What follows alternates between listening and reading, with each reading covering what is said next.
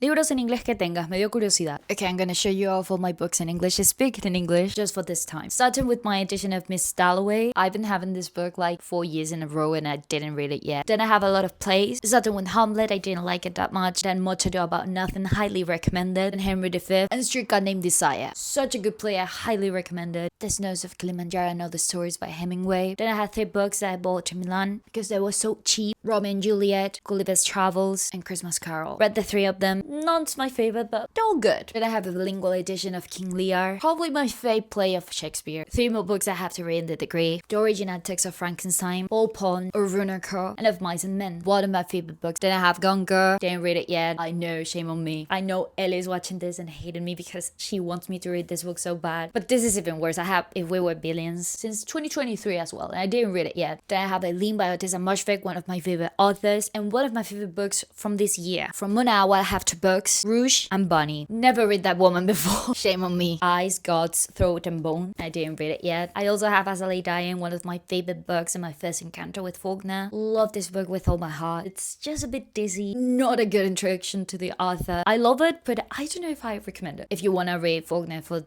the very first time, so have that in mind. Death of a Salesman, another play that I have to read for my degree. I have the Sonnets of Shakespeare, didn't love them. Forster by Claire Keegan, love small things like this. I'm excited to read this one, and I bought it second-handed for €3, I guess. I have Rebecca and I didn't read yet, shame on me. And Yellowface by Rebecca F. Huang. Never read the author before. I'm very curious about this. That was an entire shelf, but they are not the only books I have in English. I also have the 6 of Crow Duology, love the first part, but I think it's been like 4 years since I read the first one, so I think if I want to read the second part, I probably have to do a reread. I don't know if that term exists in English, but I'm gonna use it either way. I also have Carrie's Otis Back, Cleopatra and Frankenstein. Didn't love that. It was quite good, but didn't blow my mind. So popular for what? I also have Check and Mate and King Jeju, born in 1982. I also have Grandpa's Great Escape, bought it second-handed, €2. So excited to read it. I also have Wonder and Flip It. Finish over here, but that isn't all, because I also have some book in English here. Starting with my second visit to A Certain Hunger. I also have Girl Interrupted, highly recommended.